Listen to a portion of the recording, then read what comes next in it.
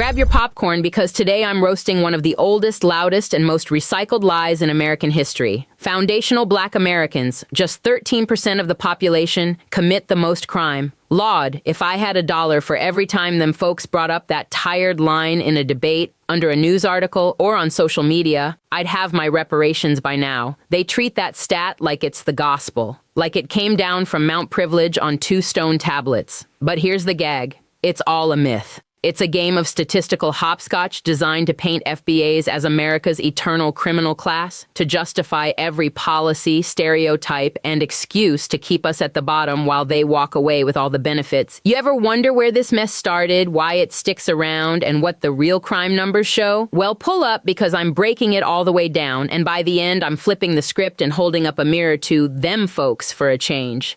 Let's start at the top. Where did this whole 13% of the population, 50% of the crime narrative even come from? This lie is older than sliced bread and twice as stale. The roots stretch back to the post-Reconstruction era, when them folks in charge needed a new way to control and demonize Black folks once the chains came off. Early newspapers, run by the dominant society, loved running headlines like Negro Crime Wave to keep white readers scared and Black folks policed. In the early 20th century, city crime data was weaponized to prove Black criminality, even as Black communities were over-policed, underprotected, and scapegoated for anything that went wrong. But the myth really caught fire in the 1960s and 70s. That's when crime stats started being collected at a national level, right as FBAs were demanding civil rights, jobs, and justice. Suddenly, politicians, TV pundits, and law and order types had a new weapon, the FBI's Uniform Crime Report. Every time the conversation turned to justice, equality, or reparations, here came the crime stats to shut it down, and it ain't stopped since.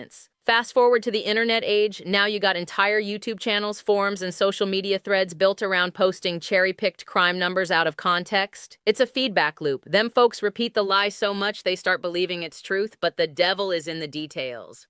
So why do them folks need this myth so bad? Simple. It's their go-to excuse to dodge accountability, justify over-policing, block reparations, and keep the status quo.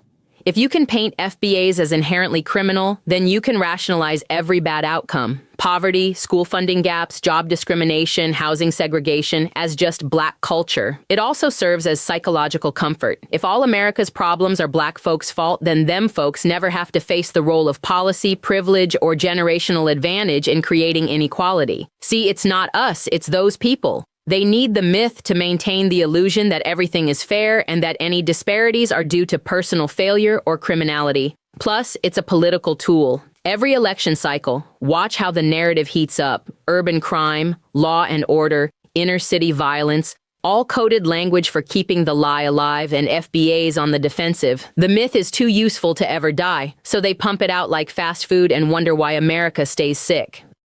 Let's get into the numbers game. Them folks love to use per capita statistics, meaning they look at crime rates as a percentage of a group's population, not the raw number of crimes committed. Why? Because it lets them exaggerate the impact of a smaller group, making it look like FBAs are the source of all crime, even when the total number of crimes committed by them folks is way higher. Here's an example. Imagine you got a small class of 13 Black students and a big class of 60 white students. If 2 Black students get into a fight, that's about 15%. If 4 white students get into a fight, that's only 7%. But in reality, twice as many fights were started by them folks. They just got a bigger group to hide in. The per capita game is only brought up when it's time to discuss FBAs and crime, not opioids, not tax evasion, not mass shootings, not corporate fraud. When them folks mess up, suddenly it's all about individual cases, mental health, or a few bad apples. But when it's FBAs, it's statistics don't lie. Nah, they just play with the calculator. And don't get it twisted. Per capita can be useful to compare places with different populations, but it's not the whole picture. What matters is who's actually committing the most crime in raw numbers, who's getting arrested, who's getting convicted, and who's getting protected. Time for receipts. The latest FBI Crime in the United States report, 2022, and Bureau of Justice Statistics, BJS numbers paint a very different picture from the meme. Arrests. In 2022, 69% of all people arrested in America were white. FBAs and all Black Americans combined, just 26%. Whites made up 60% of all violent crime arrests. Black people, 36%. But that includes all Black Americans, not just FBAs. Property crime. 70% of property crime arrests, theft, burglary, arson, etc., were committed by them folks. Only 27% were black. Drug offenses, over 67% of drug-related arrests were them folks. FBAs and other Black Americans are more likely to be arrested and imprisoned for drug crimes, but less likely to actually use or sell drugs, according to self-report surveys, Substance Abuse and Mental Health Services Administration, 2022. White-collar crime, 85% of fraud, embezzlement, corporate theft, insider trading, environmental violations, and tax evasion is committed by them folks. FBI, DOJ annual reports. These crimes cost America hundreds of billions per year, way more than street crime. Mass shootings. Since 1982, 67% of mass shootings have been committed by them folks. Mother Jones Database, 2023. In 2022 alone, of the 20 deadliest mass shootings, 16 were committed by white men. Sex crimes. 66% of all sex crime arrests are white men. FBI, 2022. The Catholic Church, Boy Scouts, and elite college scandals, all dominated by them folks. Hate crimes. 57% of hate crimes in 2022 were committed by whites. Black Americans are the #1 victims of hate crimes, not the perpetrators. So who's really doing the most crime in America? Check the stats, not the memes.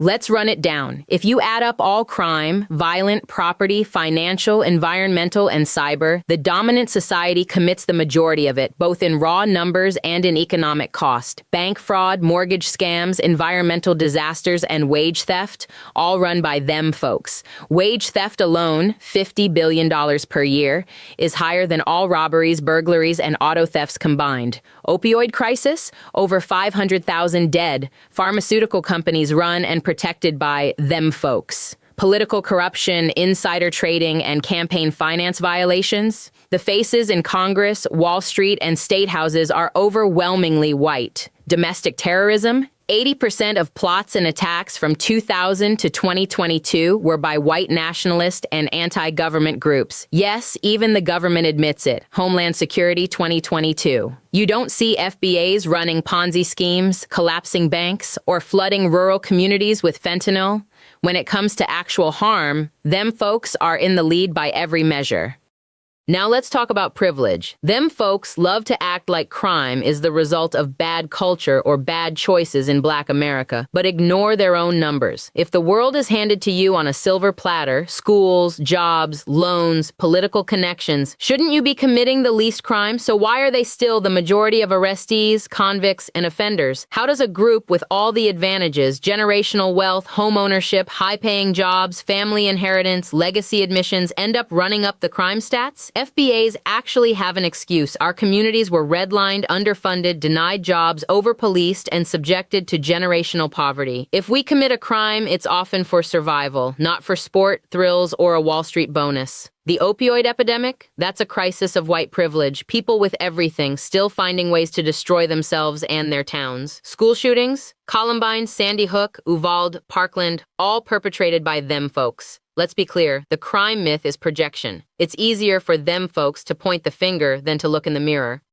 Let's look at the trend lines. While them folks love to talk about black-on-black crime, the actual rates of violent crime, property crime, and youth crime among FBAs have been dropping for decades. Violent crime by Black Americans fell 37% between 1995 and 2022. BJS 2023. Juvenile arrest rates for Black youth are at their lowest point since 1980. Black homicide rates have declined by over 60% in major cities since the 1990s. CDC 2022.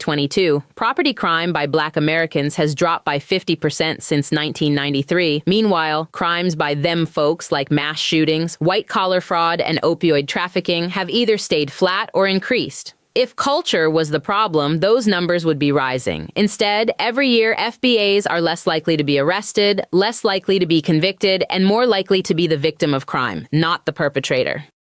So why do them folks keep spinning the narrative even as the stats turn against them? It's a psychological hustle. If you control the story, you never have to explain your own failures. They'll say, well, the media only reports what happens.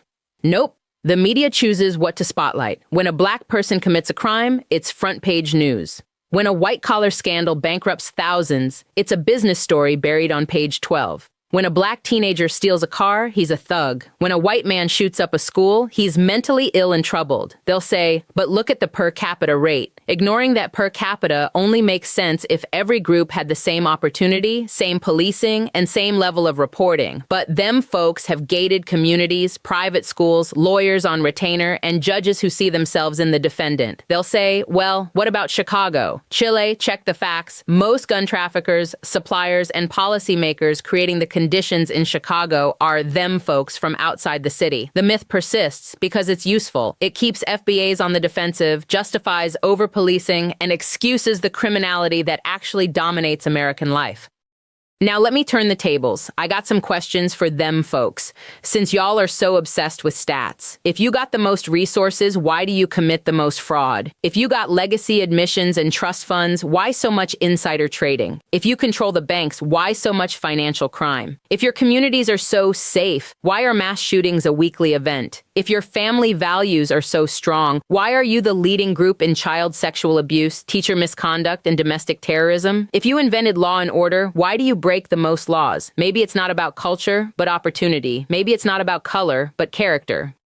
Let's be real. Crime is an American problem, not a black problem. The data proves that when resources, opportunity, and justice are distributed fairly, crime drops for everybody. But when one group is allowed to skate, cheat, and rewrite the rules, they become the real threat to order. The real conversation should be about privilege, accountability, and truth. It should be about fixing systems that let them folks rob billions with a pen while locking up black kids for petty theft. And most importantly, it should be about demanding the same honesty from them folks that they always demand from us. Family. Don't let them folks gaslight you with their fake stats and cherry-picked memes. The real data is out there. Use it, share it, and never let them silence you with lies. Every time the 13% line comes up, flip it. And y'all are 60% of the population, but commit most of the crime, steal most of the money, and get away with it. Don't let the narrative define you. We are more than their projections, more than their stats, and more than their excuses. This is LaSherika. And child, I said what needed to be said.